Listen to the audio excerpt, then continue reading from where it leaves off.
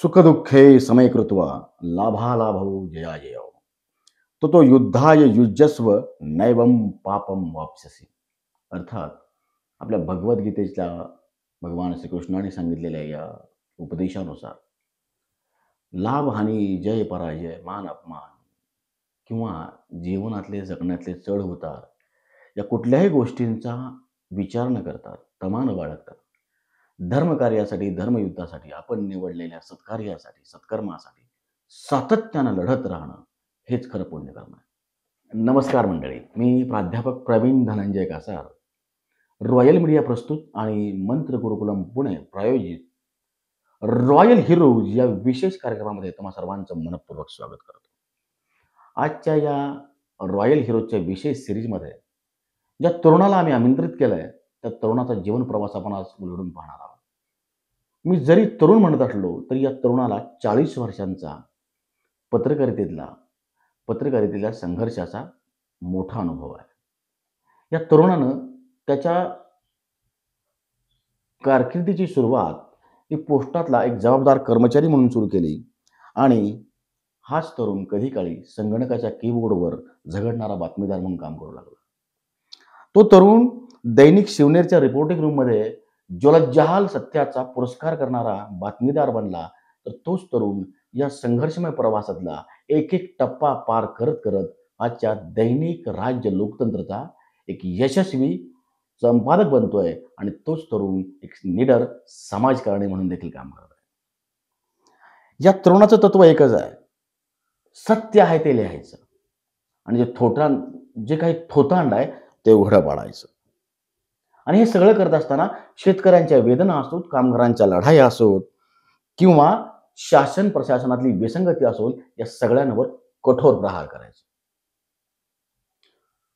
कामगार म्हणून सुरू झालेला हा प्रवास पत्रकार म्हणून एका टप्प्यावर पोहोचला आणि पत्रकार म्हणून संघर्ष करत करत हा तरुण, हा कर्मयोगी आज एका उत्तम आणि यशस्वी अशा दैनिक राज्य लोकतंत्रचा संपादक म्हणून काम करत आहे. मी बोलते आदरणीय श्री बालगुडे सर. सर, तुमचं आमच्या स्टुडिओमध्ये मनपूर्वक स्वागत आहे. नमस्कार सर, मी तुम्हाला आत्ता तुमची ओळख करून देताना मी तरुण असं म्हणालो, हे म्हणण्यामागची भूमिकाच आमची मुद्दाम अशी होती की तुम्ही वयानं जरी आज 65 वर्षाचे असला, तुमचा 40 वर्षांचा अनुभव असला, तुमचा लांब लचक प्रवास असला तरी तुमच्यातला जो उत्साह आहे, तुमच्यातली जी उर्मी आहे, तुमच्यातली जी सत्यासाठी झगडण्याची ताकद आहे ते एखाद्या तरुणाला सुद्धा लाजवणार आहे. आणि म्हणून तुम्हाला मी तरुण म्हणालो. आणि अशा माझ्या प्रेक्षकांनाही मला आवडेल सांगायला की मी ज्या व्यक्तिमत्वाचा, ज्या गुरुवर्यांचा, ज्या कर्मयोगाचा तरुण म्हणून उल्लेख केला त्या आदरणीय आमचे गुरुवर्य डॉक्टर अशोक बालगवडे सरांचा मी पुन्हा एकदा इथं मनपूर्वक स्वागत करतो. सर, तुम्ही स्वतःबद्दल काय सांगाल? मी स्वतःबद्दल सांगितलं, मी डॉक्टर अशोक तुकाराम बालगुडे. आता सध्या राहतोय मांजरी, मोरेवस्ती मांजरी फार्म येथे. माझं मूळ गाव आहे बालगुडे पट्टा, सावळ तालुका, रामती जिल्हा. शिक्षण झालं 1ली ते 12वी आणि 12वी नंतर 20 वर्षाचा खंड पडल्यानंतर पुन्हा ग्रॅज्युएशन, पुन्हा डिप्लोमा, BJ, MJ आणि PhD असा माझा शिक्षणाचा प्रवास झाला. आणि आज तुम्ही दैनिक लोकतंत्रचे संपादक म्हणून काम करताय. अतिशय छान सर. हा अगदी दिमागदार प्रवास दिसतोय, दिमागदार शिक्षण दिसतंय. पण याची सुरुवात कुठून झाली किंवा याच्या पाठीमागची कौटुंबिक पार्श्वभूमी काय? आपण आजचा प्रवास जो बघतो ते हे वरचं वलय बघतो, वरचा रंग बघतो, आतला रंग आपण कधी बघितला नाही. त्या म्हणतो काय उसळ डोंगापरी काय बोललाशी वरली हे सांगता येईल. जेव्हा शिक्षण सुरू झालं आणि शिक्षणामध्ये अडथळे आले, तेव्हा तो कौटुंबिक परिस्थिती किंवा एकत्र कुटुंब हे अनेक अडचणी असतात आर्थिक अडचणी. त्या काळामध्ये म्हणजे 60च्या दशकानंतर 60 ते 70 80च्या दशकापर्यंत पैसा हा मानवाकडे नव्हता. पैसा ही संस्कृती नव्हतीच, माणुसकी ही संस्कृती होती. आणि त्या संघर्षमय जीवनामध्ये एक अपयश आणि अयश हे दोन्ही जसं एकमेकाला लागून येतात, पाप आणि पुण्य, चांगलं आणि वाईट हे एकमेकाला लागून येतं. पण जेव्हा संघर्ष करतो, जेव्हा काट्याकुपाट्यानं चालतो, तेव्हा माझ्या पायाला काट्याची किंमत कळते, तेव्हा त्या खड्ड्याची किंमत कळते. पण जेव्हा आम्ही पायातून चप्पल काढली नाही किंवा बूट काढला नाही, अशा लोकांना त्या खड्ड्याची आणि काट्याची किंमत कळणार. मला आठवतंय चांगलं की 6वी मध्ये एका विषयामध्ये मला 34.5 मार्क होते. शिक्षकांनी मला नापास म्हणून शेरा पाठवला होता आणि गट शिक्षण अधिकाऱ्यांना दया आली आणि त्यांनी सांगितलं वरच्या वर्गात ढकला, हा असा शेरा आहे. आणि मग हे शिक्षण करत असताना पुन्हा 7वीत चांगल्या मार्गाने गुणांनी पास झालो. पुढे 8वीला हायस्कूलला गेलो. हायस्कूलचं शिक्षण झाल्यानंतर पुन्हा 10वीला अपयश आलं. आषाढी कार्तिकी आषाढी आम्ही त्याला म्हणत होतो. आणि तिथंही 10वी पास होताना कसा तरी पास झालो 3 वेळा बसल्यानंतर 38.2% मार्क मिळाले. 11वीला जायचं कुठं, काय करायचं दिशा देणारं कोणी नव्हतं. कुठं जायचं काय माहिती. फक्त वर्ग पास व्हायचं आणि पुढे जायचं. याच्या पलीकडे काहीच नव्हतं. आणि मग हे सगळं करत असताना 11वीला कॉमर्सला प्रवेश घेतला आणि 45% वरती पोहोचलो म्हणजे आपली प्रगती दिसते. फक्त एक तत्व होतं, की शाळेचा कुठलाही तास बुडवायचा नाही.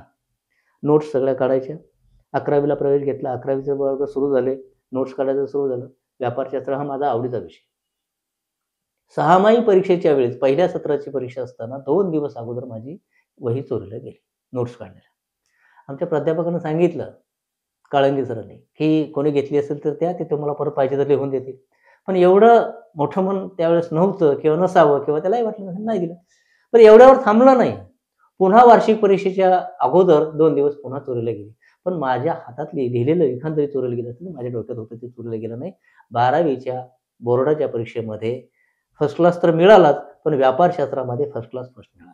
क्या बात, असं क्या बात. हा अगदी यशस्वी जीवन. सामान्य घरातून सुरू झालेला प्रवास, शाळेतला एक सामान्य विद्यार्थी की जो पास होण्यासाठी धडपडतोय, की ज्यानं एकेका गुणासाठी संघर्ष केलाय, असा हा सामान्य घरातला विद्यार्थी असामान्य शिक्षण मिळवतो. असामान्य शिक्षणातला प्रवास सुरू करतो आणि तिथं देखील एका उंचीवर पोहोचतो. आदरणीय सर, मला तुमच्या नोकरीच्या सुरुवातीचा प्रवास ऐकायला आवडेल. आणि मग 12वीला फर्स्ट क्लास फर्स्ट मिळाला. फर्स्ट इयरला ॲडमिशन घेतलं आणि 6 महिने संपल्यानंतर कुटुंब एकत्र झालं. एकत्र होतं कुटुंब, ते विभक्त झालं. पुन्हा संघर्ष सुरू झाला.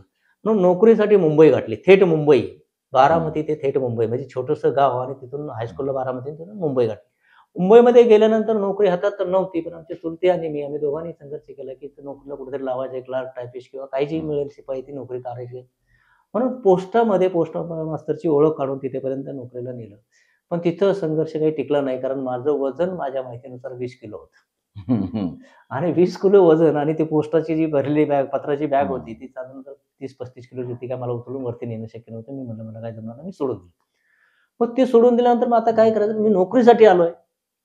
मग घराशेजारीच घाटकोपरला राहिलं होतं. तिथं जवळच एक फॅक्टरी होती, जी आता तुम्ही स्क्रीन पेंटिंग करता तसं साड्यांना कलर दिला जातो. तिथं हेल्पर म्हणून नोकरीला लागलो. पण हेल्पर म्हणून नोकरीला लागल्यानंतर समाधान वाटलं नाही. 3 वाजता कामावरून सोडलं. 7 ते 3 ड्युटी होती.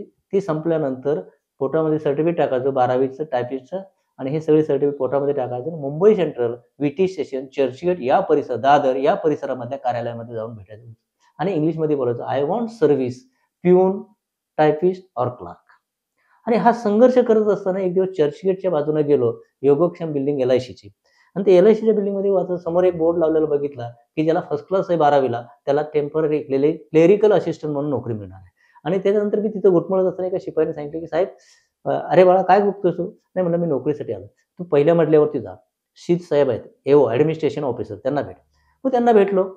त्यांनी माझ्याकडे बघितलं. उंच, पुरे उंच, 6 फूट उंची, तुळतुळीत टक्कल आणि खडा आवाज, की त्याला स्पीकरची कुठेही गरज नाही. त्यांना सांगितलं, त्यांनी माझी सर्टिफिकेट, वा छान आहे म्हणला, गुण वगैरे चांगले आहेत, तुला मी 3 महिन्यासाठी 85 दिवसासाठी नोकरी देणार, त्याच्यानंतर माझ्याकडे यायचं ना, तुझी तो नोकरी शोधायची. आता निदान हातात काहीतरी मिळतंय म्हणून तिथं नोकरी सुरू. मग त्यांनी काय केलं, सांताक्रूजला सॅलरी सेव्हिंग LICचे डिपार्टमेंट आहे, तिथं पाठवलं. तिथल्या मॅनेजरने मला काय दुसऱ्या दिवशी निवडलं नाही.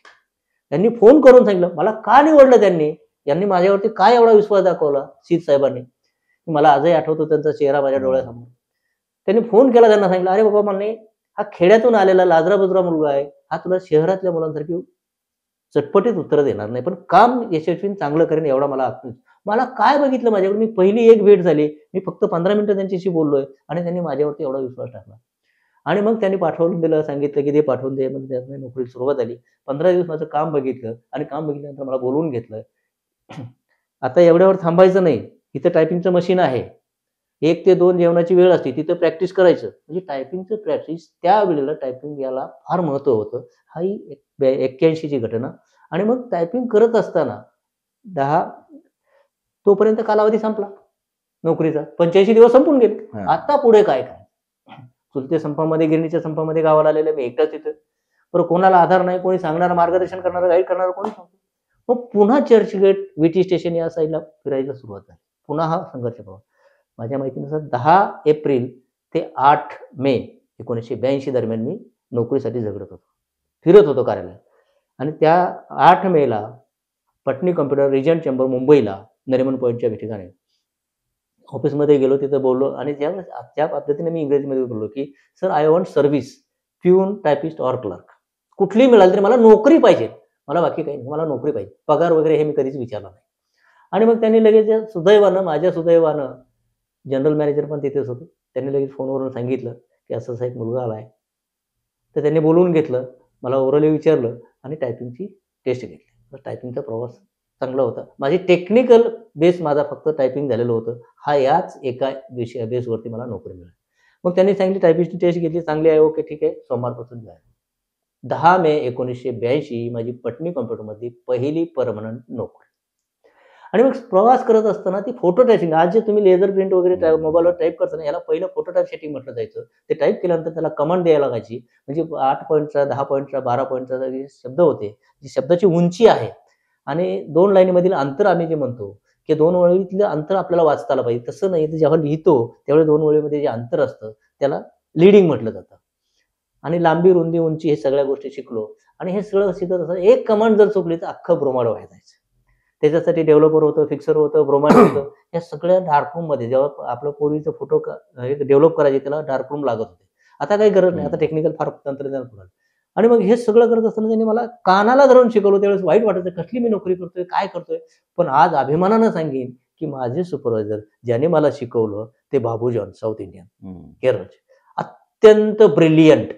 अत्यंत ब्रिलियंट म्हणतो मी, की त्याच्यासारखा हुशार दुसरा मी आत्तापर्यंत कुठे बघितला. क्या बात, क्या बात. आजही माझ्या डोळ्यासमोर चेहरा येतो बाबू जॉन म्हणून. अक्षर कधी-कधी क्षणभरासाठी मला चिडायचे. तुम्हाला थांबवायला आवडेल. कारण हा जो उद्बोधक प्रवास आहे, हा प्रेरक प्रवास आहे, तो आजच्या तरुणांनी लक्षपूर्वक ऐकला पाहिजे. जाणीवपूर्वक या गोष्टीकडे बघितलं पाहिजे, की खेड्यातला एक युवक 80-82च्या काळामध्ये मुंबईला जातोय, जगण्याची लढाई करतोय. तिथल्या माणसांशी, तिथल्या परिस्थितीशी जुळवून घेतोय आणि स्वतःमध्ये सातत्यानं बदल घडवत, स्वतःला उंचीवर घेत जगण्याच्या लढाईमध्ये, लढाईसोबतच करिअरचा एक टप्पा पुढे घेऊन जातो. तर अतिशय आनंद आणि प्रेरणा देणारा तुमचा प्रवास आहे. आणखी पुढे काय सांगाल? मग तिथं नोकरी करत असताना, पटनी कॉम्प्युटरमध्ये नोकरी करत असताना काही विघ्नसंतोषी म्हणूया किंवा काही अपप्रवृत्ती म्हणूया, त्या कर्मचाऱ्याने एक दिवस कामावर जायचं ठरवलं. म्हणजे एक संपाचाच प्रकार होता. आणि मग ते मालकाला कळलं. पटनी कॉम्प्युटर ज्याने इंडियामध्ये पहिलं कॉम्प्युटर आणलंय. मग त्याने ते डिपार्टमेंट बंद करायचं ठरवलं.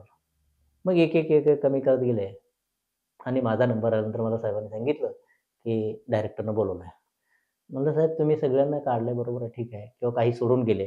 पण मला तुम्ही काढू शकत नाही कारण 3 महिन्याचा नोटीस बोथ साइड 90 डेज असं मला अपॉइंटमेंट लेटरमध्ये लिहिलं." कुठेतरी कायद्याचंही आपल्याला ज्ञान असलं पाहिजे. कुठेतरी आपणही ते शिकलेलं असलं पाहिजे किंवा आपण वाचलं पाहिजे ना. आपण वाचत नाही हे सगळ्यात मोठं दुर्दैव आहे. आणि मग त्यांनी लगेच बघितलं, माझं ऐकलं आणि लगेच डायरेक्टरला जाऊन सांगितलं, की अशी अडचण आहे. मग मला डायरेक्टरने बोलवलं. "तुम्हाला कामावरून काढायचं नाही." म्हणे. "तो गैरसमज डोक्यातून काढून टाका.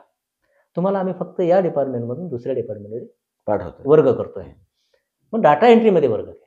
आणि ते युनिट जे आहे, जे आमच्याकडे फोटो टाइप शेटिंगचं मटेरियल करून घ्यायला यायचे, ते ओरिएंट प्रेसचे मालक राजाराम आणि महेश्वरी. अत्यंत माणुसकीची माणसं, हनुमान भक्त. आणि मग त्यांना सांगितलं, की आम्ही हे युनिट घेतोय, पण आम्हाला एक चांगला ऑपरेटर सुद्धा पाहिजे. मी तिथे फ्लेक्स ऑपरेटर म्हणजे फोटो टाइप सेटिंग ऑपरेटर होतो. सुपरवायझर झालो. आणि मग त्यांनी बोलवल्यानंतर मला त्यांनी बोलवलं. त्यांनी सांगितलं, मालकाने सांगितलं, की "ठीक आहे, ते येत असेल तर आमची काहीच अडचण नाही." म्हणजे सुंठे वाचून खोकला गेला असं म्हणायला काही हरकत नाही. मग त्यांनी मला बोलवून घेतलं. आणि "बालगुडे साहेब, तुम्हाला तिथं जेवढा पगार मिळतो त्याच्या दुप्पट आम्ही पगार देणार. शिवाय 4 तास तुम्हाला ओव्हरटाईम असेल जाऊन." क्या बात. मग आनंदाने. मग पर्मनंट नोकरी मिळाली आणि पगारही वाढ मिळाली आणि मी नोकरी करत होते पगार. आणि माझ्या सुपरवायझरचं म्हणणं होतं, जे आमच्या सगळ्यांना सांगत होते, "याला ₹1 मिळाला तर ₹2 कसे होतील हे घेऊन तो गावाला जातोय. हा एक तुमचा चांगला गुण तुम्हाला घेतला पाहिजे. फक्त मिळाल्यात पैशाने पार्टी केली, इकडे खायला गेला, चित्रपट बघायला गेला वगैरे असं काही नाही." माझ्या आयुष्यामध्ये फक्त एक पहिला आणि शेवटचा चित्रपट बघितला तो शोले. त्याच्यानंतरही बघितलं नाही, त्याच्या अगोदरही कधी बघितलं नाही. चित्रपटाचं मला आजही व्यसन नाही किंवा आजही मला त्याची आवड नाही. आणि मग त्या ओरिएंट प्रेसमध्ये प्रवास सुरू झाला. ते सुपरवायझर पुन्हा ओरिएंट प्रेस. त्यांनी मला नवीन तंत्रज्ञान शिकवलं. त्यावेळेस मराठी टाइप करताना इंग्रजी अक्षरं दिसत होती आणि आम्ही मराठी टाइप करत होतो. हे आता तुम्हाला सहज हम्म, चुकलेलं वगैरे हम्म. सगळं दिसतंय. एवढं असून चांगलं असून तुम्ही तो चुका काय करता. करताय? आम्ही त्याच्यावरती तो टेलिप्रिंटरवरती बाजूला प्रिंट होऊन यायची ना पट्टी, हम्म. तशी प्रिंट यायची आणि ते variable input phototype machine VIP machine होतं, ते रीड करत होतं. हा एवढं अवघड होतं. आताचा फार सोपा प्रवास आहे. आणि मग ते करत असताना 3 वर्षाचा तिथेही कालावधी कधी निघून गेला कळलं नाही. तर मुंबईमध्ये पोस्ट ऑफिसमधली नोकरी असेल, की जी शारीरिक अक्षमतेमुळे सोडावी लागली असेल म्हणूया आपण. तर त्याच इच्छाशक्तीच्या बळावर परत पटनी कॉम्प्युटरमध्ये मिळवलेली नोकरी असेल, तिथे मिळवलेली शाबासकी असेल, तिथे मिळवलेलं कौशल्य असेल किंवा तिथे मिळवलेली पगारवाढ असेल, या सगळ्या गोष्टींच्या एका सरळ मार्गी प्रवासामध्ये अचानक पत्रकारितेचं वळण कुठून आलं? आणि मग जेव्हा शिवनेरमध्ये मला बोलवलं गेलं, दैनिक काय असतं? बातमी काय असते? भविष्य काय असतं? आम्ही किती जरी म्हणत असलो, तरी प्रत्येक वर्तमानपत्र तुमचं भविष्य छापतंय. हं. 12 राशी, जगाची लोकसंख्या, एका राशीच्या बाटल्या किती येतात? तरी सुद्धा आम्ही चोरून का होईना ते भविष्य वाचतोच. वाचतो. हं. साप्ताहिकही छापतात, दैनिकही छापतात, दिवाळी अंकही छापतात, मासिकही छापतात. तरी सुद्धा आम्ही नाकं मुरडत असलो, तरी पण भविष्य वाचल्याशिवाय राहत नाही. वाचतो की. मग मी दैनिक शिवनेरमध्ये जॉइन झालो. नोकरी सुरू झाली. तिथल्या मालकाने बोलून गेलेलं दुप्पट पगार. विशेष क्या म्हणजे प्रत्येक नोकरी सोडून ओव्हरलॅप 15 हं. दिवस तिकडे राजीनामा देऊन हं. इकडे नोकरी करत, तिकडचा पगार, परत इकडचा पगार, हा असा माझा ओव्हरलॅपचा होता. आणि मग तिथं बघितलं की बातमी लिहून द्यायचं, मी टाइप करायचो. भविष्य लिहून द्यायचं, ते टाइप करायचं. हे म्हणजे फोटोटाईपेशन, त्याला टाइपच म्हणूया आपण, हं. फोटोटाईपेशन. आणि मग तिथं माझ्या मनामध्ये प्रश्न आला, की अनेक वाचकांची पत्र येतात. पहिलं वाचक तुमची वाचन क्षमता असली पाहिजे. वाचायची दृष्टी असली पाहिजे. वाचणं हे शिकलं पाहिजे किंवा वाचलं पाहिजे. वाचाल तर वाचाल, हा सगळ्यात महत्त्वाचा मुद्दा आहे. आजही मी माझ्या मुलांना किंवा आजही जेव्हा जे माझे मित्र भेटत असतील त्यांना सांगतो, की तुम्ही वाचा. हं. जो काही कागद आलाय तुमच्याकडे तो पूर्ण नीट वाचा. त्याच्यात काय लिहिलंय ते बघा. कोणाला उद्बोधून लिहिलंय ते बघा आणि कोणासाठी लिहिलंय तेही बघा. आणि तिथून सुरू झाला तो पत्रकारितेचा प्रवास. पहिला प्रारंभ म्हणजे पहिला धडा होता माझा बीएसटी प्रशासनाला लिहिलेलं पत्र. आणि त्या बीएसटी प्रशासनाला लिहिलेल्या पत्रावरती प्रशासनानं मला म्हणजे दैनिक शिवनेरला उत्तर पाठवलं, की आम्ही त्याच्यात सुधारणा करतो. ही यशस्वी पत्रकारितेचं पहिलं पाऊल म्हणायला काही हरकत नाही. आणि मग हे सगळं करत असताना पत्रव्यवहार सुरू केला. आणि मग आमच्या तर त्या पत्राचा विषय काय होता? पत्राचा विषय होता की बस थांबे. बस थांब्यावरती थांबत नाही. हं. पुढे मागे थांबते. प्रवाशांना चढता येत नाही. मग अपंग असतील, ज्येष्ठ नागरिक असतील किंवा आणखी शाळकरी मुलं, लहान मुलं असतील आणि मग त्या गर्दीतून त्या बसमध्ये प्रवास मिळवताना रस्त्यात उभं राहिलेले रिक्षामध्ये उभा आहेत, नागरिक उभा आहेत आणि मग हा धोकादायक प्रवास होऊ नये किंवा धोका होऊ नये, एखाद्याचा जीव जाऊ नये किंवा एखाद्याला इजा होऊ नये याच्यासाठी म्हणून तो लिहिलेलं पहिलं पत्र होतं. क्या बात! म्हणजे मानसिक तळमळ हां. ही त्याच्यामध्ये असली पाहिजे. बस व्यवस्थापनातला जो गोंधळ आहे, तो खटकणार आहे किंवा टिपणार आहे का सामान्य माणसानं वाचकांची पत्रे या सदरात लिहिलेलं साधं पत्र ही या प्रवासाची सुरुवात आहे. आपण असं म्हणतो, की यशाचा प्रवास असंख्य पावलांचा हजारो किलोमीटर्सचा असतो. पण त्या असंख्य पावलांच्या प्रवासाची सुरुवात ही पहिल्या पावलानं होते. मग भले कितीही छोटं असलं तरी चालेल. तरुणांनो आणि मित्रांनो, आजच्या या आपल्या हिरोकडून आपल्याला नक्की शिकता येतं, की वाचकांच्या सदरात पत्र लिहिणारा एक साधा माणूस, ते आज दैनिक लोकतंत्रचा एक यशस्वी संपादक, एक निडर समाजकारणी हा प्रवास तुम्ही आणि मी सुद्धा नक्की करू शकतो. एक साधा पत्रव्यवहारातला एक पहिलं पाऊल वाचकांच्या पत्रव्यवहार या सदरात टाकलेलं पहिलं पाऊल, पहिलं पत्र, इथून सुरू झालेला पत्रकारितेतला प्रवास पुढं कसा सरकत गेला? मग आता ते शिवनेरमध्ये काम करत असताना मग अनेक पत्र लिहिली. अनेक दिवस सहज आठवलं, आमच्या महाराष्ट्राचे माजी मुख्यमंत्री, देशाचे संरक्षण मंत्री यशवंतराव चव्हाण हा यांचा यशस्वी प्रवास. मुख्यमंत्री झाल्यानंतर स्वतंत्र मुंबईसह संयुक्त महाराष्ट्राचे पहिले पंतप्रधान यशवंतराव चव्हाण. शनिवारवाड्यावर त्यांचं भाषण होतं. ते ऐकलं होतं मी. हा सह्याद्रीचा सिंह, पाकिस्तान भारताचे युद्ध होतं त्यावेळेस. पाठ दाखवणार नाही, छाती पुढे करूनच जाईल. शनिवारवाड्यावरचं त्यांचं भाषण मला फार भावलं आणि त्याच्यावरती त्यावेळेस त्यांनी सांगितलं, आपल्या देशामध्ये स्वतंत्र झाल्यानंतर सुद्धा आपल्या देशामध्ये टाचणी बनत नव्हती. तिथं रणगाडे पळायला लागले, धावायला लागले आणि ह्या रणगाड्यांचा प्रवास करत असताना यशवंतराव चव्हाणांची संरक्षण विषयक जी दूरदृष्टी होती ही भावली आणि त्यांच्यावरती एक मी पत्र लिहिलं, की कैलासवासी यशवंतराव चव्हाण यांना मरणोत्तर भारतरत्न द्यावा. हे पत्र लिहिल्यानंतर त्याच्यावरती आमच्या वृत्तसंपादकाने थोडंसं पॉलिश केलं आणि छान पहिल्या पानावरती लावलं आणि हे पत्र प्रसिद्ध होतं. दुसऱ्या दिवशी नवाकाळचे संपादक निळूभाऊ खाडीलकर यांनी नवाकाळमध्ये छापलं, की जे मुंबईमध्ये पाण्यासारखं चालतं. हम्म. प्रचंड चालतं, वाचक वर्ग प्रचंड मोठा आहे. आणि त्याच पत्राची एक आठवड्यानंतर पुन्हा तेच पत्र पॉलिश करून पुन्हा नवशक्तीने छापलं. ही सगळ्यात मोठी बातमी माझ्यासाठी, की राजकारणी असू दे, पण ते राजकारणी नव्हते, धुरंधर सामाजिक अ, अ, नेते होते, समाजाची कणव जाणणारे होते आणि म्हणून त्यांच्याविषयी लिहिलेलं आजही मला अभिमान वाटतो यशवंतराव चव्हाणांचा, की त्यांची दह्यारी, दुधारी, ताकारी अशी अनेक पुस्तकं आहेत. आजच्या पत्रकारितेतील माझ्या मित्रांनी जरूर ती वाचली पाहिजे. साध्या वाचकांच्या पत्र या सदरात पहिलं पत्र लिहून सुरुवात केलेला हा पत्रकार कित्येक नामवंत दैनिकांचा उपसंपादक बनतो आणि आज दैनिक लोकतंत्र सारख्या यशस्वी दैनिकाचा संपादक बनून तुमच्या माझ्यासारख्या युवकांना प्रेरणा देतो, यशस्वी आणि खऱ्या पत्रकारितेचे धडे देतो. अगदी शिकण्यासारख्या गोष्टी आहेत, अगदी जगण्यासारख्या गोष्टी आहेत. सर, मला एक गोष्ट आणखी सांगायला आवडेल किंवा मला तुम्हाला माझ्या या प्रेक्षकांना सांगायला आवडेल, की मी जरी पुन्हा पुन्हा दैनिक लोकतंत्रचं नाव घेत असलो, तर तुम्ही आणखी भरपूर दैनिकांसोबत काम केलंय, नामवंत वृत्तपत्रांसोबत काम केलंय. तिथला अनुभव कसा होता? शिवनेरमधून 4 वर्षाचा कालखंड संपल्यानंतर मी दैनिक लोकसत्तामध्ये पुणे आवृत्तीला जॉइन झालो. Senior video operator, supervisor, photo typesetting operator म्हटलं जायचं.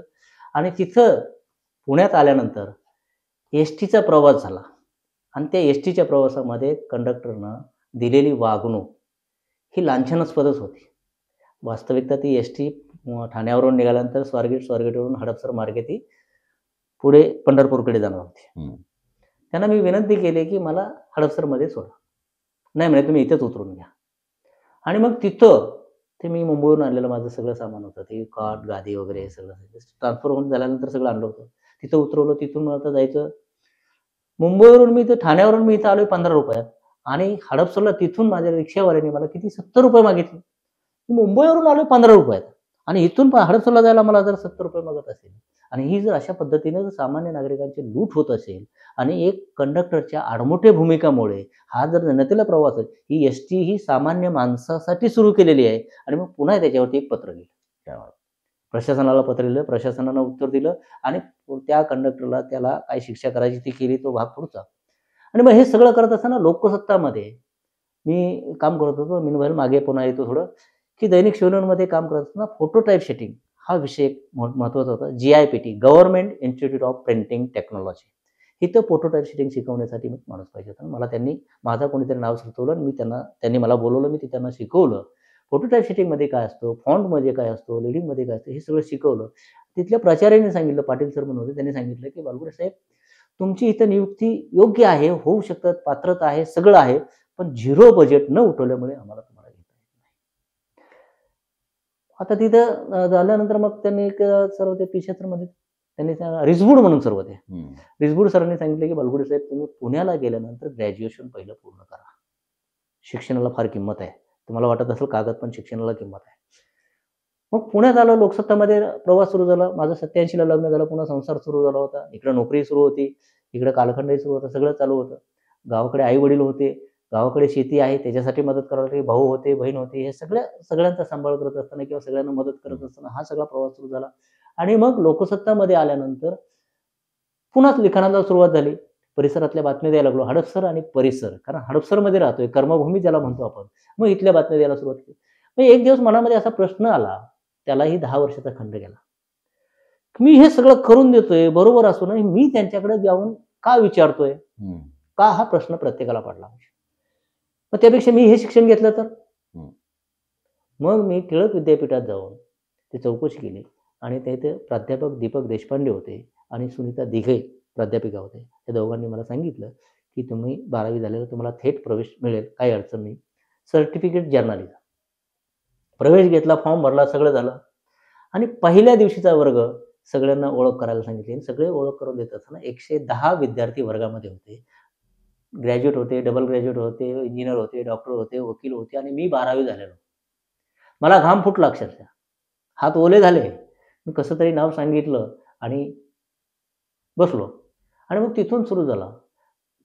वर्गात दर रविवारी वर्गात जायचो, नोट्स घ्यायचो, लायब्ररीतलं पुस्तक घ्यायचं, घरी आणायचं, वाचायचं, परत रविवारी जाऊन जमा करायचं, परत दुसरं घेऊन यायचं. असा वर्षभराचा कालखंड गेल्यानंतर परीक्षा झाली. तिथे काय टेस्ट वगैरे असं काहीच नव्हतं, थेट परीक्षा.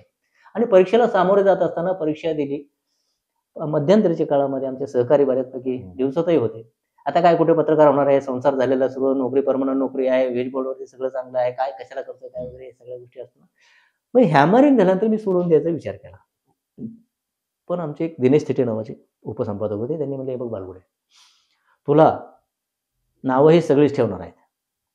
पण पतंग वरती जायचं असेल तर मांजा खेचणारा खाली असावा. क्या बात, क्या बात, क्या बात, क्या बात. मग तुला पुढे जायचं आहे का मागं जायचं आहे का जागेवर थांबायचं आहे का गटांगळ्या खायच्या?" पुन्हा अभ्यासाला सुरुवात केली, परीक्षा दिली. आमचे लोकसत्ताचे सहसंपादक आणि प्राध्यापक दीपक देशपांडे यांनी मला विचारलं, की "परीक्षा कशी झाली?" म्हटलं, "सर बरी झाली." "अहो असं काय करताय?" म्हणे, "तुम्हाला आम्हाला तुमच्याकडून फार मोठ्या अपेक्षा आहेत."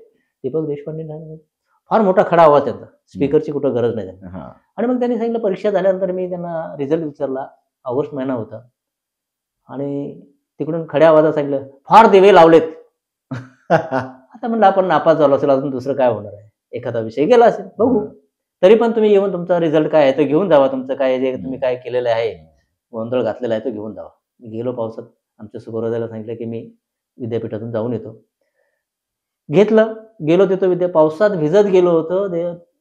देशपांडे सर प्रवेश द्वारावरच होते. त्यांनी कडकडून मिठी मारली आणि सांगितले, की "अहो निकाल कसला विचारताय? महाराष्ट्र आणि गोवा या 2 राज्यात तुम्ही पहिले आहात. क्या बात, क्या बात, याच्यापेक्षा क्या बात. दुसरा आनंद या पृथ्वीतलावर किंवा माझ्या जीवनामध्ये दुसरा कुठला." अनेक आनंद मिळत गेले, पण हा जो आनंद आहे, कडकडून मिठी मारावी माझ्या गुरूंनी. प्राध्यापकांना आणि जे डिपार्टमेंटचे प्रमुख होते त्यांनी. त्याचबरोबर अरविंद गोखले सहसंपादक होते, त्यांनीही त्याच पद्धतीने मिठी मारली, पावसात भिजून आलोच नाही. म्हणजे हा कुठे आनंद मिळू शकतो, हा कसा मिळू शकतो, हा तिथं पाहिला. आणि मित्रांनो, आजच्या तरुणाईच्या पुढं करिअर हा फार कळीचा मुद्दा आहे. सगळ्यांना सोपं करिअर हवं आहे, सहज करिअर हवं आहे आणि पैसे देणारं करिअर हवं आहे. अशा या संभ्रमित अवस्थेतल्या तरुणाईला एक डोळ्यात झणझणीत अंजन घालणारं उदाहरण आपल्या समोर आहे. एक साधा टाइपसेटर, तिथून सुरू झालेला हा प्रवास पत्रकारितेमध्ये येतो काय? पत्रकारितेची गरज बघून स्वतःला अपस्किल करण्याची गरज जाणून, काळाची गरज ओळखून त्या शिक्षण क्षेत्रात जातो काय? शिक्षण घेतो काय? आणि अव्वल दर्जाचं यश देखील मिळवतो काय? आणि त्या टप्प्यातल्या प्रत्येक माणसाची जाणीवपूर्वक कृतज्ञता व्यक्त करतो काय? तुम्ही आणि मी शिकण्याची गरज आहे. ही आजच्या काळाची गरज आहे. जर आपण या गोष्टी शिकलो, या गोष्टी आत्मसात केलो, तर यश मिळवण्यापासून आपल्याला कोणीही रोखू शकणार नाही. सर, या जर्नलिझमच्या उत्तम यशानंतर, अव्वल यशानंतर एक पत्रकार म्हणून काम करताना आता आम्ही आज बघतोय आपण की संघर्षाची भूमिका आहे. पत्रकार हा सत्य मांडणारा, व्यवस्थेला जाब विचारणारा किंवा खोट्या लोकांचे बुरखे फाडणारा माणूस असतो. हा संघर्ष करताना असे काही विशेष अनुभव आले का की ज्याच्यामुळे तुम्ही बाबा घाबरून गेला किंवा असा काही काळ तणावात गेला? अत्यंत महत्त्वाचा प्रश्न आहे. याच प्रश्नाला अनुसरून एक उत्तर देतो, की महमदवाडीमध्ये गायरानावरती झोपड्या बांधलेल्या आणि त्या झोपड्यांमध्ये पाटील लोकांना फोटो पास मिळाला होता. ज्याचे बंगले आहेत, ज्याची जमीन आहे, पैसा भरपूर आहे आणि ह्यांच्या झोपड्याने यांना फोटो पास. ही बातमी मला कळली आणि ती बातमी लिहिली. पण मी संपादकांच्याही कानावर घातलं होतं, मुख्य बातमीदार होते आमचे सुनील माळे, त्यांच्याही कानावर घातलं होतं की अशी अशी बातमी आहे. आता ते म्हणे काय अडचण नाही. बातमी दिली, पुरावा मात्र कसा घ्यायचा, फोटो पासचा पुरावा कसा घ्यायचा. आमच्या सहकारी प्रमोद गिरी, आम्ही दोघंजण गेलो होतो क्षेत्रीय कार्यालयामध्ये. तिथून त्यांनी बरोबर बघण्यासाठी म्हणून दिला, हळूच फोटो काढला आणि तो आपल्याकडे ठेवला. बातमी प्रसिद्ध झाली लोकसत्तामध्ये. सकाळी 6 वाजता दूरध्वनी आलाच, खणखणलाच. छान बातमी लावली. म्हणलं ती बातमीदारांनी लिहिली आहे. नाही तुम्हीच लिहिली आहे. नाही बातमीदारांनी लिहिली आहे. म्हणलं बातमी माझ्या नाही, कोणी बातमी लिहिली. आणि मग आता कुठे म्हणलं मग मात्र माझा पारा चढला. कारण मी आमच्या ऑफिस कार्यालयामध्ये सांगितलं होतं, म्हणलं का मोर्चा आणायचा आहे का?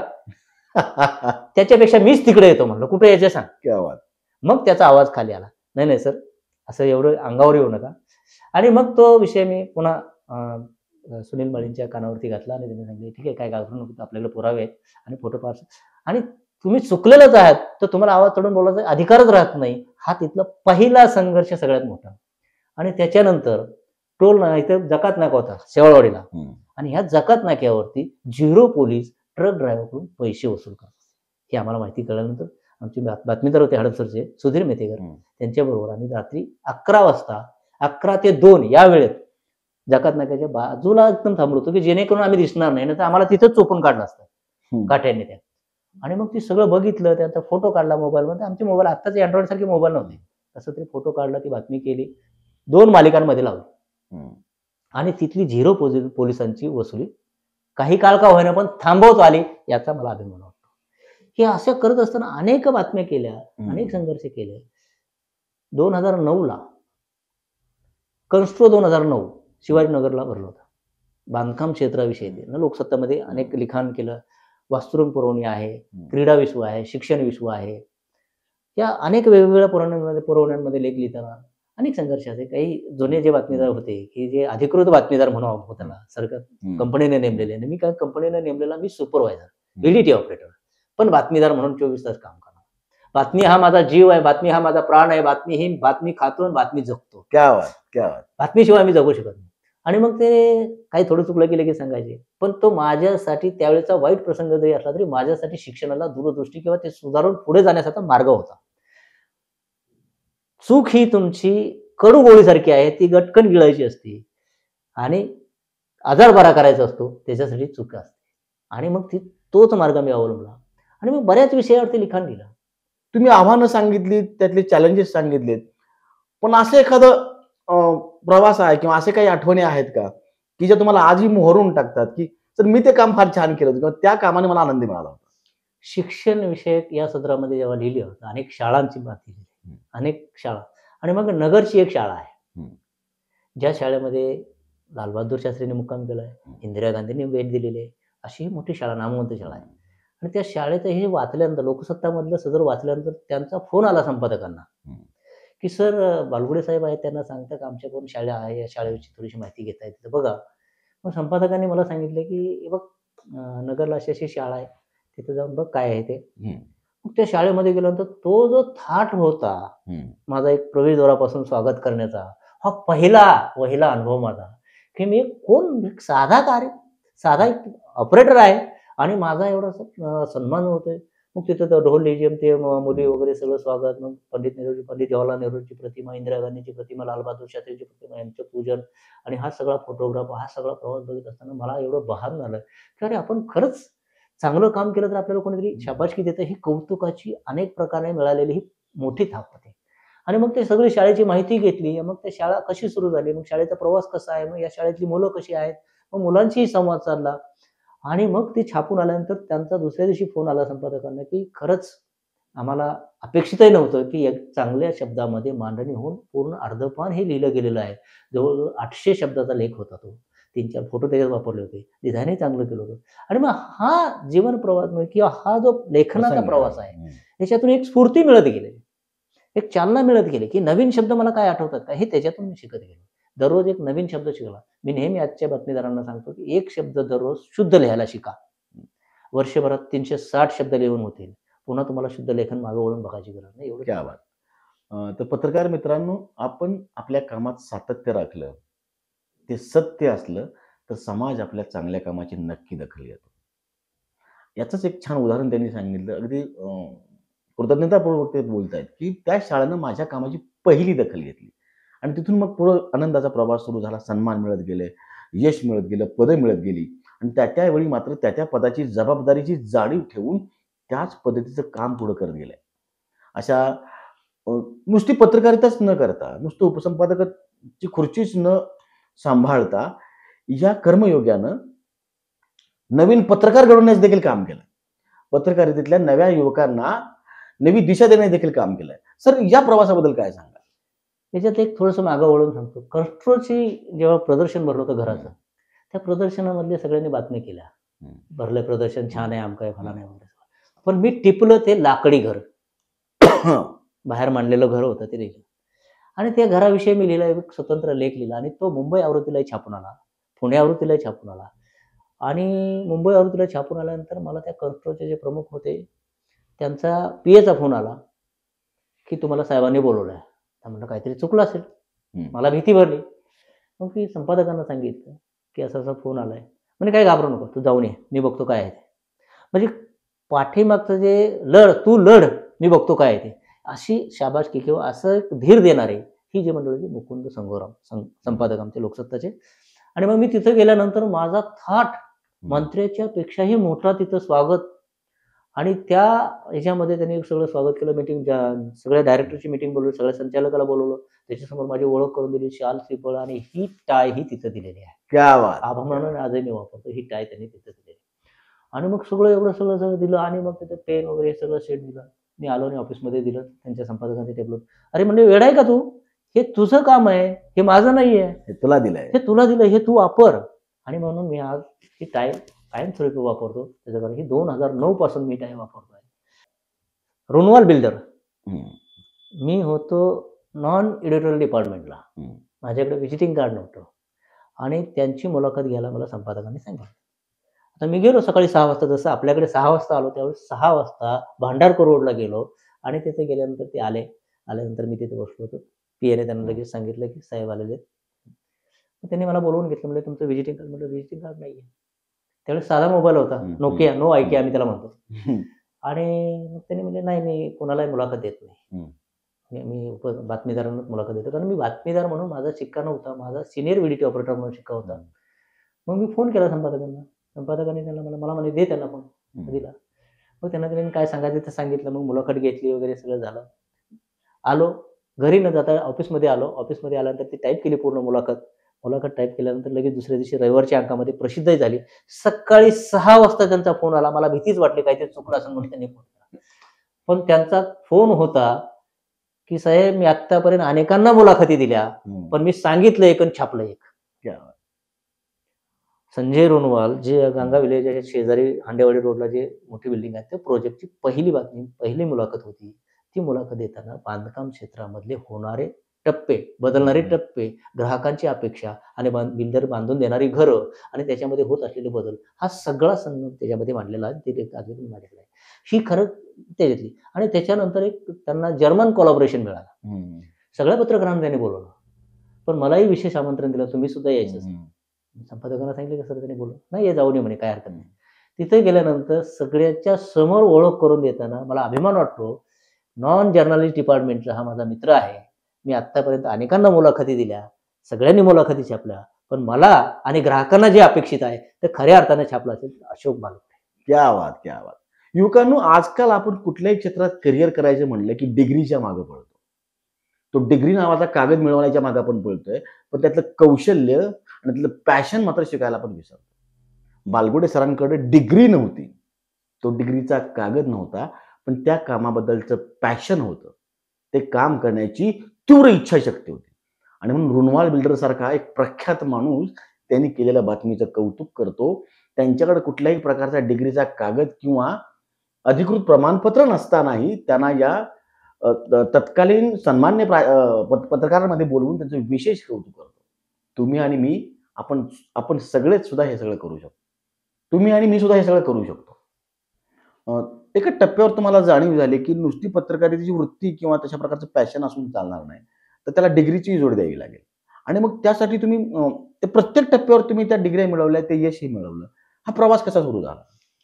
12वी नंतर नोकरीला लागलो. नोकरी करत असताना जेव्हा मी बातमीदारी तुम्हाला सांगितलं, की पत्रलेखन सुरू केल्यानंतर काही बातम्याही लिहिल्या आणि हे सगळं करून देत असताना सगळं मला येतं आहे किंवा करतो आहे, प्रयत्न करतो आहे, पण माझ्याकडे डिग्री नाही. हं. आणि मला रिसबूड सरांनी सांगितलेलं आठवतं, की पुण्याला गेल्यानंतर पहिली डिग्री करून घ्या, हं. टिळक विद्यापीठात.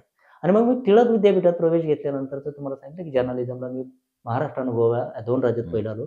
मग मला डॉक्टर दीपक देशपांडे यांनी सांगितलं, की आता ग्रॅज्युएशन करायचं. हं. First year, second year, third year. Shortcut कुठलाही नाही, हं. अजिबात नाही. आणि मग ग्रॅज्युएशन झाल्यानंतर मला म्हणे बी करा. हं. बी केल्यानंतर म्हणले एम करा. एम केल्यानंतर थांबायचं नाही, पी करा. आणि मग हा सगळं शिक्षणाचा प्रवास फक्त एकटा नव्हतो करत, तर माझ्या कुटुंबामध्ये माझी मुलं दोन्ही शिकत होती. हं. आणि अलीकडे पालकांचं काय असतं एकच वाक्य, की मुलं ऐकत नाहीत. कोण म्हणतं मुलं ऐकत नाहीत? जे तुम्ही करता त्याचं अनुकरण मुलं करतात. मी अभ्यास करत होतो त्यामुळे माझ्या मुलांना अभ्यास कर म्हणून सांगावं लागलं नाही ना. अभिमानानं मी सांगतो, की माझा मोठा मुलगा आणि मी दोघं एका वेळी डबल ग्रॅज्युएट झालो. क्या बात, क्या बात. आणि मग हे शिक्षण मला एका उपसंपादकाने विचारलं पण, "अरे काय, तू फक्त चितळ्याचा धंदा वाढवतोयस. दरवर्षी परीक्षा पास होतोय. चितळ्याचे 1 किलो पेढे वाटतोयस." वाईटही वाटलं. पण मी सांगितलं, की कडू गोळी ही आजार बरा करण्यासाठी असते. आणि मग तरी माझं लिखाण थांबलं नाही. मग लोकसत्तामध्ये मला विविध विषयांवरती लिखाणाची सगळ्यात मोठी संधी आमचे संपादक होते मुकुंद संग्राम त्यांनी दिली. शेवटपर्यंत कधीही मला कुठलीही माझी बातमी नाकारली नाही. नाकारली नाही म्हणून मी काहीही छापलं नाही. वास्तवाला धरून मला शेतकरी, कष्टकरी, कामगार आणि हमाल याविषयी कळवावं आहे. कारण मी त्या प्रवाहातून आलो नाही. मी थेट सुख घेऊन आलेलो नाही. मी दुःखाच्या पायवाटेवरून सुखाच्या वाटेकडे निघालेलो आहे. सुखाची म्हणता येणार नाही, पण एक चांगल्या बऱ्यापैकी वाटेकडे निघालो. पण हे करत असताना मला अनेक अडचणी पण आल्या. जसं मी सांगितलं, की सकाळी फोन आला. बातमी लिहिल्यानंतर ती बातमी छापल्यानंतर.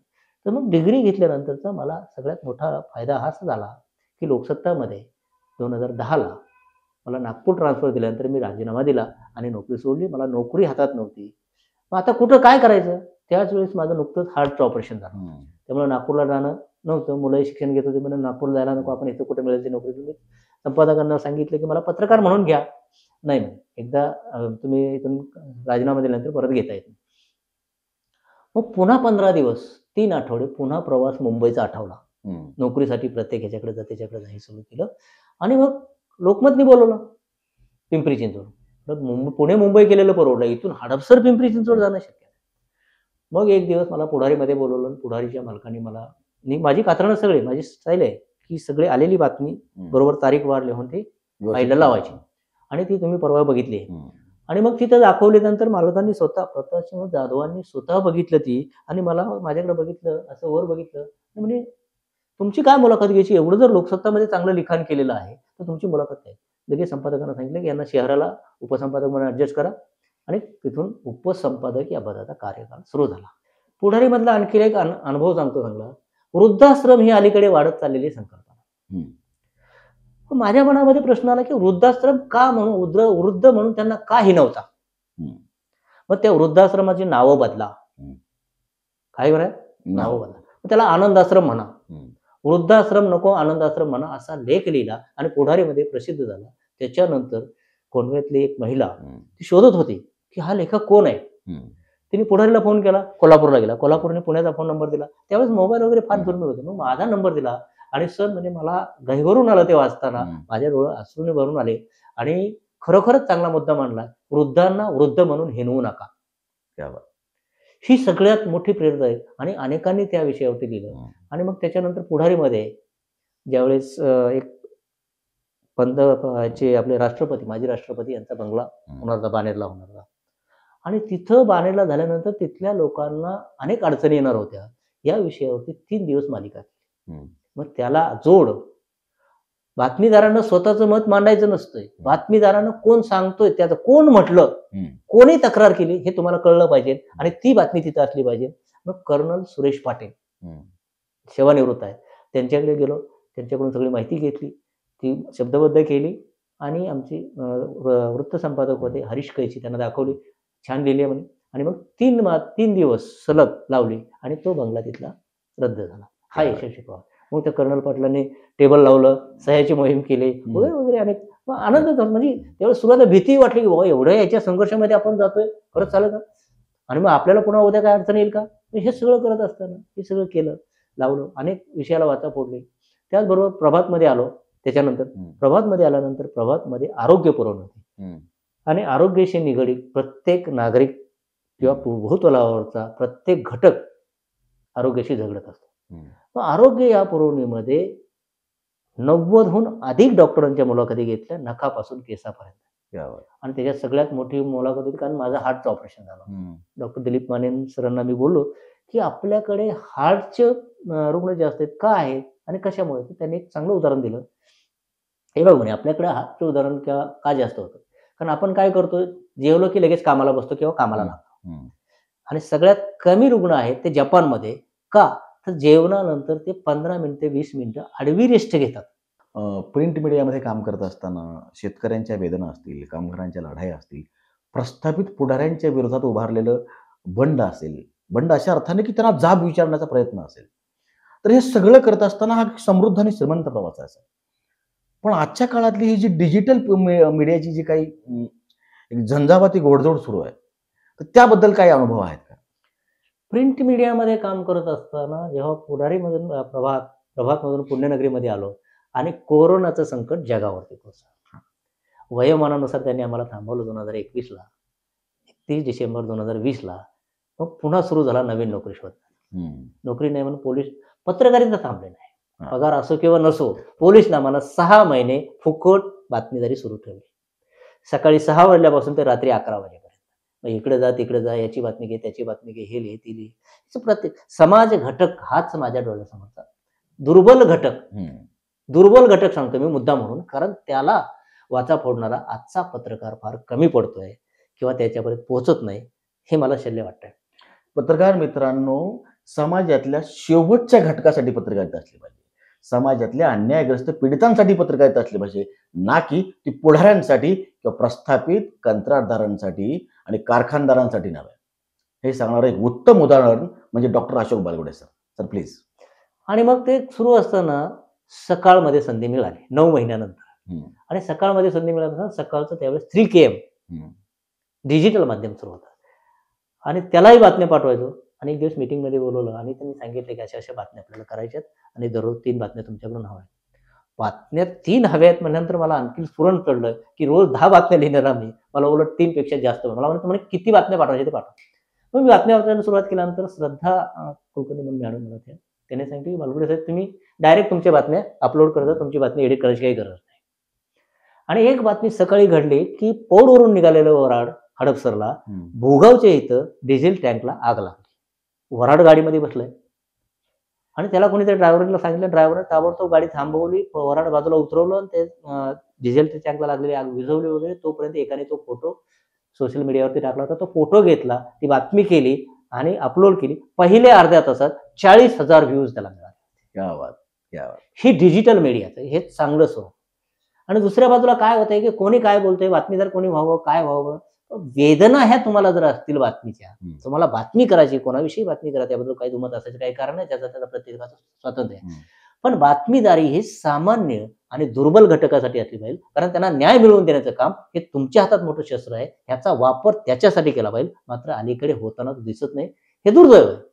तरुण पत्रकारांनो, की मी सरांच्या मुलाखतीच्या सुरुवातीला एक तरुण योद्धा म्हणून, एक तरुण कार्यकर्ता, तरुण पत्रकार म्हणून तुमची ओळख करून दिली. कळालं असेल तुम्हाला की मी या व्यक्तिमत्वाला तरुण का म्हणालो, की 30 वर्ष प्रिंट मीडियामध्ये काम केल्यानंतर डिजिटल मीडिया हे नव्या काळाचं आव्हान आहे. ते आव्हान आत्मसात केलं गेलंय. त्या आव्हानात सुद्धा एक स्वतःची छाप, स्वतःची ओळख निर्माण केली गेली आणि पहिलीच लिहिलेली बातमी त्याला 40,000 व्ह्यू मिळतात. सर सॅल्यूट आहे तुमच्या या कामाला. तर तुमच्या या प्रवासातून, तुमच्या या कामाच्या पद्धतीतून आम्हाला नुसती प्रेरणाच नव्हे तर जगण्याची दिशा सुद्धा मिळते. तुम्ही केलेला संघर्ष, तुम्ही जपलेली सत्व, तुम्ही जपलेली तत्व, तुम्ही केलेला प्रवास आणि आजच्या काळातली आमच्या समोर दिसणारी पत्रकारिता, काय सांगा? पत्रकार हा कानसेन असला पाहिजे, वासाडे असला पाहिजे आणि पत्रकाराला जाणीव असली पाहिजे. मंत्री, संत्री, पुढारी यांच्याबरोबर कोणीही बोलेल. मेळघाटातली आदिवासी महिला जिच्याकडे पोलिओनं झालेला मुलगा जे आहे, बाळ आहे, ती घेतलंय आणि ती कशी तरी अंग चोरून बसली आहे. तिला बोलतं करता आलं पाहिजे, तिच्या वेदना समजून घेता आल्या पाहिजे. एवढा पत्रकार संवेदनशील असला पाहिजे. आणि ह्या घटना जो पत्रकार जोपासतो, हे टिपतो, हा खऱ्या अर्थानं तो पत्रकार होईल. आणि लोकमान्य टिळकांचं म्हणणं होतं, त्यांचा शिरस्ताच होता की 5 शब्दाचं वाक्य असलं पाहिजे. 4 इयत्ता शिकलेली महिला भाजी विक्रेता, हिला माझी बातमी समजली पाहिजे. एवढ्या सोप्या भाषेत ज्याला बातमी लिहिता येते तो खऱ्या अर्थानं पत्रकार आहे. नेमक्या शब्दात पत्रकारिता असली पाहिजे. पीडितांच्या वेदना मांडणारी पत्रकारिता असली पाहिजे किंवा बातमीचा खरा अर्थ सांगणारी पत्रकारिता असली पाहिजे. असं असताना आज दिवसभर बातम्यांचा रतीब घालणाऱ्या रटाळ बातम्या, पाकिटछाप पत्रकारिता, किंवा समाजाची दिशाभूल करणारी पत्रकारिता, याबद्दल काय सांगा? आत्ता जे आपण बघतो की 24 तास एकच बातमी दाखवते. आत्ता मोठी बातमी. मग याच्या अगोदरची कुठली बातमी होती? या हवा. तुम्ही जेव्हा सांगता की आता हाती येते, आता हाती आलेली मोठी बातमी. पूर्वी आमचे वर्तमानपत्र छापायचे, छापता हाती आलेली माहिती. हां. उशिरात आलेली बातमी ती छापली जायची किंवा उशिरा आलेले निवडणुकांचा निकाल हे छापता म्हणून त्याच्यात एक मुद्दा म्हणून उल्लेख असायचा. मात्र आत्ता जे इलेक्ट्रॉनिक मीडिया, आत्ताच हाती आलेली मोठी बातमी. मग याच्या अगोदरच्या बातम्या कुठल्या होत्या? मग त्या बातम्या नव्हत्या का? हाही मला प्रश्न पडतो वारंवार. म्हणून आम्हाला बातमी देताना, आम्हाला समाज जागृत करत असताना आम्ही नेमकं कुठे चाललोय आणि काय करतोय याचं कोणाला भान राहिलं नाही, असं मला तरी वाटतं. कारण आम्ही ज्या पत्रकारितेमध्ये काम करत होतो, ज्या पत्रकारितेमध्ये काम करतोय, ज्या मोशीमध्ये आम्ही तयार झालो आहे, ही मंडळी जी आम्हाला सांगत होती, त्यांच्याकडून जे आम्हाला शिकायला मिळालं, ही पत्रकारिता आज कमी होत जाताना दिसत आहे. सर, आजकाल जेव्हा मी बातम्या बघतो किंवा तुम्ही बातम्या टीव्हीच्या माध्यमांच्या बातम्या बघतो, साहेब उठले, साहेब तयार झाले, साहेब गाडीत बसले, साहेबांनी हात बाहेर काढला, साहेब मंचावर पोहोचले, साहेबांनी नाक पुसलं, साहेबांनी सदरा झटकला, अशा क्षुल्लक गोष्टींना महत्व दिलं जातंय आणि याला बातम्या म्हणून दाखवलं जातं.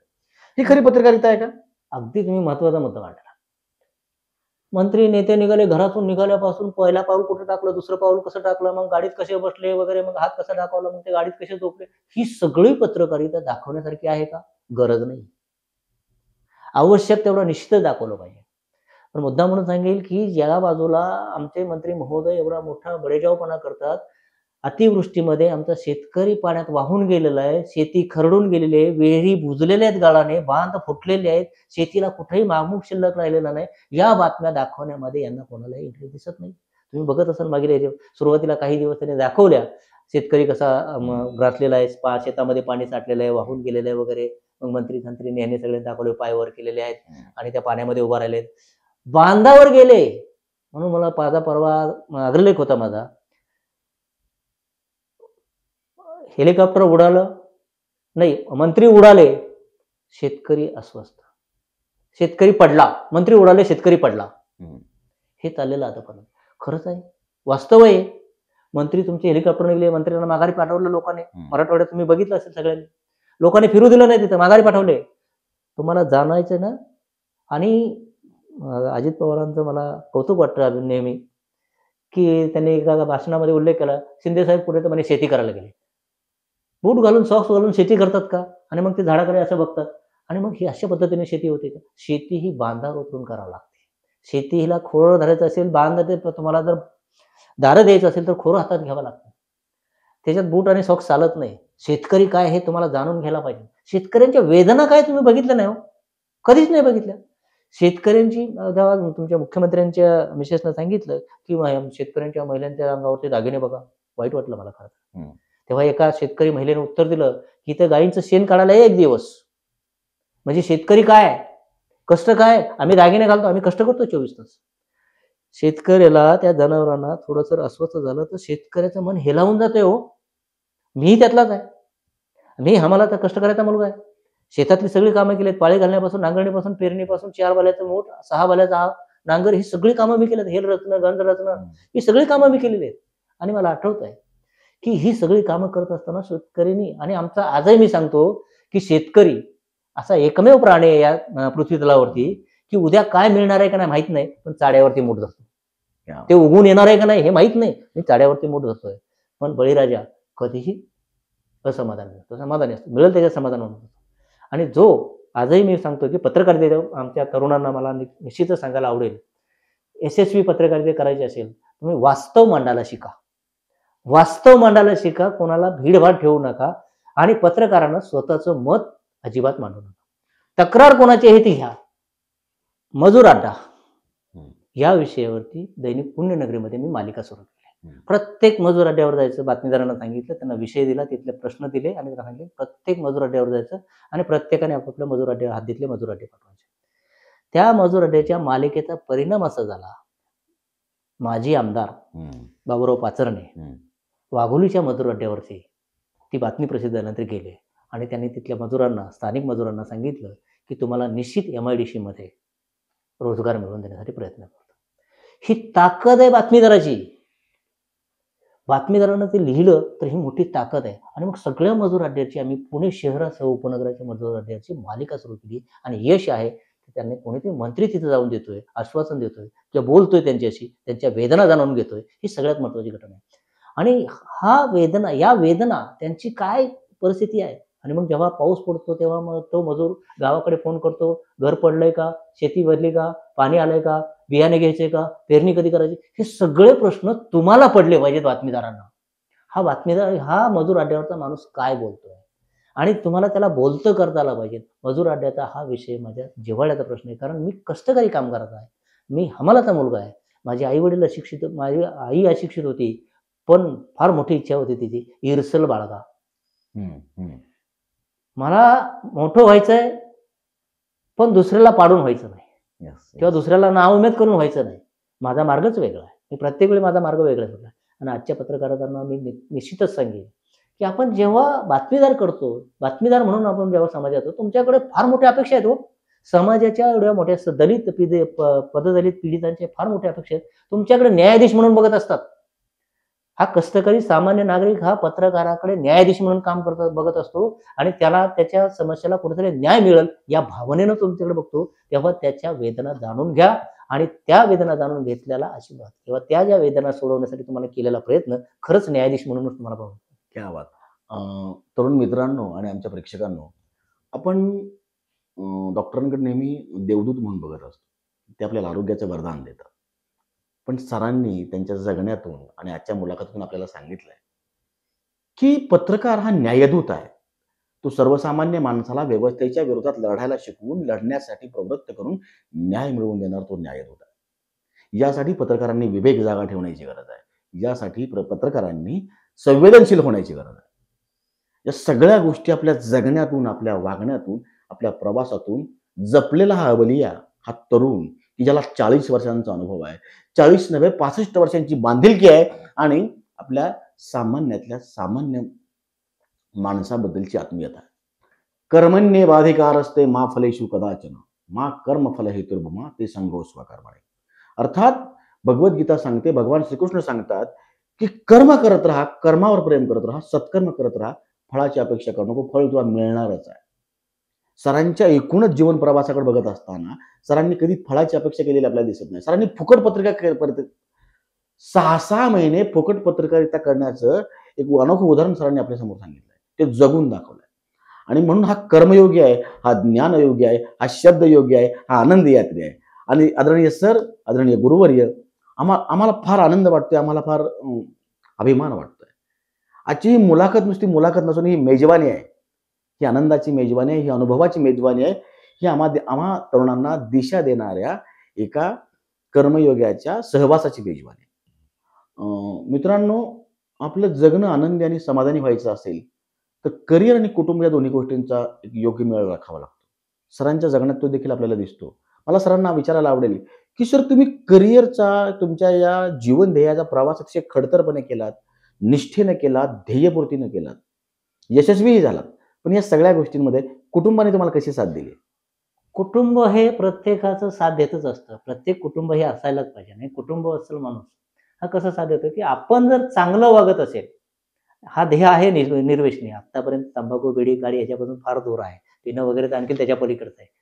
त्याची फार किळस का आली तर माझे वडील दारू पित असे. आणि ते दारू पिल्यानंतर दारुड्या माणसाचा संसार कसा होतो, कसा उद्ध्वस्त होतो हे जवळून अनुभवलेला आहे. आणि म्हणून व्यसनापासून दूर माझे सुपरवायझर बाबूजी, मी पुन्हा त्यांचा उल्लेख करतो, की त्यांनी मला सांगितलं, त्यांनी लग्न जमल्यानंतर सगळ्यांनी आम्हाला पार्टी मागितली आणि म्हणलं ठीक आहे मी पार्टी देतो, पण दारू काही पिणार नाही. पण जेव्हा जेवायला बसलो सगळेजण, त्यांनी सगळ्यांनी घेतली, तेव्हा सुपरवायझरने सांगितलं, की जो पित नाही त्याला पाजायची नाही आणि हे सगळं बिल मी देणार. मला देऊ दिलं नाही. म्हणजे हा एक चांगला गुण, कुठेतरी एक चांगलं शिकायला मिळतं आहे, एक चांगला आदर्श घ्यायला शिका. माझं एकच म्हणणं आहे, की टिपकागदासारखी तुमची नजर असली पाहिजे. बातमीदार हा टिपकागदासारखा असला पाहिजे. वाईट काय घडतंय किंवा चांगलं काय घडतंय या दोन्ही गोष्टीचा समन्वय साधून आपल्याला मार्ग पुढे न्यायचा आहे. चांगल्याही गोष्टी टिपा, वाईटही गोष्टी टिपा आणि वाईट गोष्टीला चांगला मार्ग देण्यासाठी एक दिशा द्या. अनेकांकडून शिकलो, अनेकांचे मार्गदर्शन घेतलं, अनेकांचे सल्ले घेतले आणि हे सगळं शिकत असताना खरं तर माझ्या बातमीदारांना आजही सांगायचं आहे, कुटुंब चालवायचं पैसा हवाच आहे. पण तो वाजवीपेक्षा जास्त नको मला समाजाला जास्त वेळ देता आला पाहिजे. मला समाज सुधारता आला पाहिजे. एक माणूस माझं एक ध्येय होतं, की माझ्या बातमीदारीमध्ये शिकवत असताना एक बातमीदार जरी एक बातमी लिहिली तरी माझं सार्थक झालं. नोकरीला लागल्यानंतर संसार सुरू झाला. संसार सुरू झाल्यानंतर मुलंही लहानाची मोठी होत होत गेली आणि जेव्हा मी 22 वर्षानंतर पुन्हा शिक्षणाकडे वळालो, त्यावेळेस माझी मुलं शिकत होती आणि आता अलीकडे पालक सांगतात, की मुलं ऐकत नाहीत. पण कोण म्हणतो मुलं ऐकत नाहीत? ऐकतात मुलं. तुम्ही जे करता ते मुलं ऐकतात. मग मी जर अभ्यास करतोय, तर मुलं का नाही अभ्यास करणार? म्हणून मुलं अभ्यास करत होती आणि संसारामध्ये 2 चाकं असतात. ही दोन्ही चाकं सरळ चालली तर संसार चांगला होतो. मिसेसची चांगली त्याने माझ्या मिसेसची चांगली साथ मिळाली, मुलांची साथ मिळाली, माझ्या आई-वडिलांची सगळ्यात मोठी साथ मिळाली आणि बाकीचं शेजारी-पाजारी असतात यांची सगळ्यांची साथ मिळाली. हे सगळं करत असताना कुटुंबाची साथ ही तुम्हाला अत्यंत गरजेची आहेच. त्यांच्या मी अपेक्षा सगळ्या डावलून दिलेल्या आहेत. मी तुम्हाला मगाशीच सांगितलं, की मी आयुष्यात पहिला आणि शेवटचा चित्रपट बघितला शोले. त्याच्यानंतरही बघितला नाही आणि त्याच्या अगोदरही कधी बघितला नाही. त्यामुळं मुलंही कधी चित्रपटाकडे फार जात नाहीत. माझे सुना आहेत दोन्ही डबल ग्रॅज्युएट आहेत. दोन्ही मुलं डबल ग्रॅज्युएट झालेत. मीही डबल ग्रॅज्युएट झालो. पण शिक्षणाला जी किंमत आहे समाजामध्ये, तुमची प्रॉपर्टी, मालमत्ता हे सगळं वाटून घेतलं जाईल. पण शिक्षण तुमच्या डोक्यातलं कोणी वाटून घेणार नाही. एक लक्षात ठेवा. शिक्षण घेत चला. दर 5 वर्षांनी, 10 वर्षांनी एक परीक्षा द्या. Brain wash. आणि जर का परीक्षा द्या, तुम्ही त्या निमित्तानं 4 पुस्तकं वाचता आणि तुम्हाला नवीन शिकायला मिळतं. जोपर्यंत तुम्ही नवीन शिकणार नाही, तोपर्यंत तुम्हाला नवीन मार्ग सापडणार. नवीन शिकाच. आता विद्यार्थ्यांनाही सांगत अभ्यासाची त्रिसूत्री या विषयावरती मार्गदर्शन झालं. आणि कोरोनामध्ये सगळ्यात महत्त्वाचा प्रश्न आहे, जी-एस-पी-एममध्ये माझं व्याख्यान होतं. बोलवलं होतं सिग्नेटला आणि त्यांनी सांगितलं, की मुलांशी संवाद साधा. आणि कोरोनामध्ये ऑनलाईन शिक्षण सुरू होतं आणि ते ऑनलाईन शिक्षण सुरू असताना सगळ्या मुलांशी बोललो. त्यांना विचारलं, की ऑनलाईन शिक्षण पाहिजे की ऑफलाईन पाहिजे? ते सगळ्या मुलांनी सांगितलं, की आम्हाला शाळेतच पाहिजे, ऑनलाईन नको आहे. ऑनलाईनच्या काही त्रुटी वगैरे त्यांनी सांगितल्या. ऑफलाईनच शिक्षण पाहिजे. मग त्याची टॅगलाईन किंवा हेडलाईन त्याची मी अशी केली, नको 3G, नको 4G, नको 5G, आम्हाला हवेत गुरुजी. क्या बात, क्या बात. मी सरांना कुटुंबाविषयीचा प्रश्न विचारला. कुटुंबाविषयी जर 2-4 वाक्य बोलले आणि पुन्हा बातमीदारी डोकावली. पुन्हा त्यांचं पॅशन डोकावलं, पुन्हा त्यांच्यातला पत्रकार जागा. म्हणजे ज्या माणसाच्या जगण्यात कुटुंब आणि करिअरची सरमिसळ कशी झाली आहे. या बातमीदारीच्या प्रवासामध्ये, जीवनाच्या प्रवासामध्ये वेळोवेळी भेटलेल्या माणसांबद्दलची जी कृतज्ञता आहे, त्यांच्या ज्या आठवणी आजही ताज्या आहेत, त्यांच्याबद्दलची जी जाणीव आहे, ही पावला-पावलावर, वाक्या-वाक्यावर आपल्याला जाणवत राहते.